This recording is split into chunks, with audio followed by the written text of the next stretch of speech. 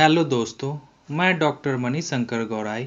स्वागत है हमारे यूट्यूब चैनल पर। आज मैं जिस होम्योपैथिक मेडिसिन के ऊपर मैं बात करूंगा वो है पल्सरटीला निग्रिकेंस।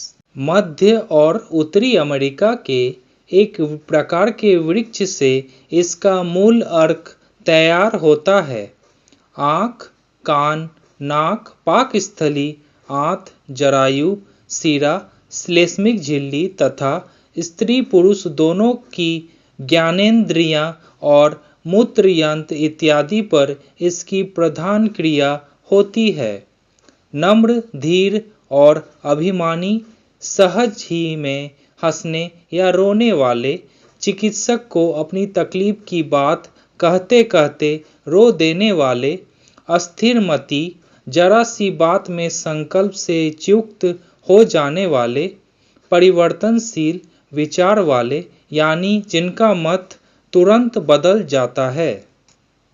होम्योपैथिक मेडिसिन पल्सरटीला के चरित्रगत लक्षण। रोगी हर वक्त खुली हवा में रहना चाहता है और उससे उसे आराम मिलता है।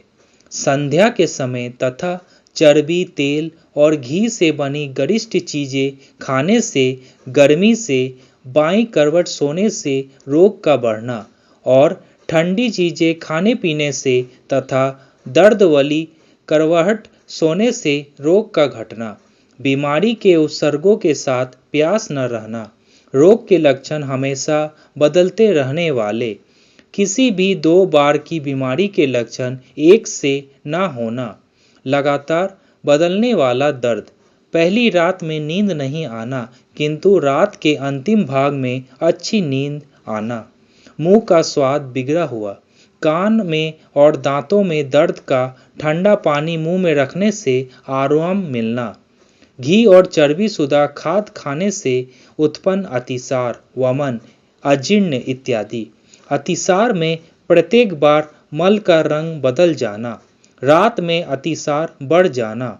बाधक प्रिया, अनियमित रजस्राव, विलंब में रक्तस्राव, श्वेत प्रदर, प्रमेह का स्राव बंद होकर अंडकोश, स्पर्मेटिक कॉर्ड इत्यादि में सूजन और दर्द। नाक में पका हुआ और गाढ़ा सर्दी का श्लेष्मा निकलना और नाक में किसी भी चीज की गंध नहीं मालूम होना। बिना प्यास का सविराम ज्वर तीसरे पहर और शाम को, और दर्द शाम में रात के 12 बजे तक बढ़ना। शरीर के पिछले हिस्से में पसीना इत्यादि आना।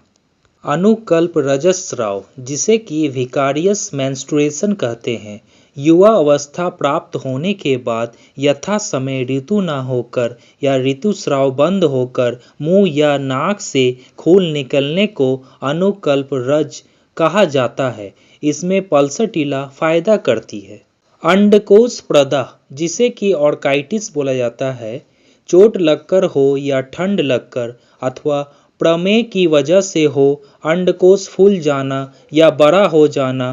प्रदाह वाली जगह लाल सुर्ख और रेतस रज्जो, जिसे कि स्पर्मेटिक कॉर्ड कहा जाता है, फूलकर मोटी हो जाना। जबरदस्त दर्द, इतना दर्द कि उस पर हाथ नहीं लगाया जाता।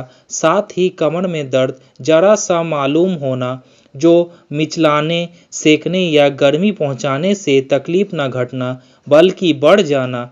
इन सब लक्षणों में पल्सरटीला का प्रयोग किया जाता है।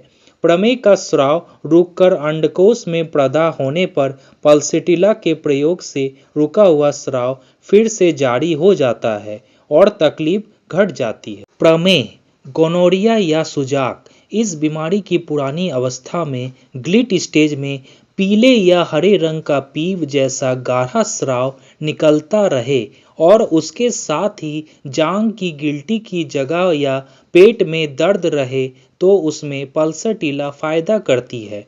पल्सरटीला के प्रयोग के बाद अगर दर्द बहुत बढ़ जाए तो दवा बहुत जल्दी ना देकर उसका अंतर और भी बढ़ा देना चाहिए अथवा 2-1 दिन दवा बंद रखकर इसका प्रयोग करना चाहिए। इससे ज़्यादा फायदा होगा। दवा जल्दी नहीं बदलनी चाहिए। कान की बीमारी, पल्सेटिला के कर्णशूल या कान के प्रधा में कान में जोड़ की टपक और खींचा मारने जैसा दर्द रहता है। कान में जो पीप होती है वह बहुत गाढ़ी और पीली या कुछ हरे रंग की होती है। निद्रा।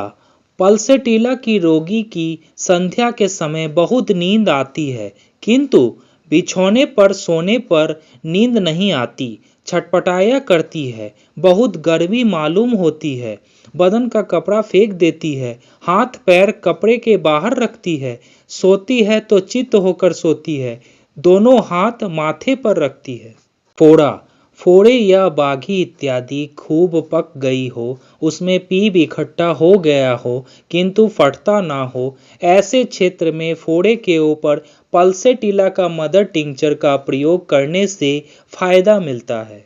प्रसव का दर्द। पल्सेटिला का दर्द नियमित रूप ना होकर ऐसा हुआ करता है कि कभी कम हो तो कभी ज्यादा और कभी बिल्कुल ही नहीं होता। दर्द का जोर से न रहने के कारण जरायु का मुंह भी नहीं खुलता है और संतान भी आगे नहीं बढ़ती है। प्रसव के बाद फूल अटक जाता है। एग्रावेशन या वृद्धि। शाम को रात में बाईं करवट सोने से, बिना दर्द वाली करवट सोने से, घी या तेल से बनी चीज खाने से, बर्फ या मीठी चीज खाने से, धूप में, ऋतु परिवर्तन से, पानी में भीगने से ये एग्रावेट करता है।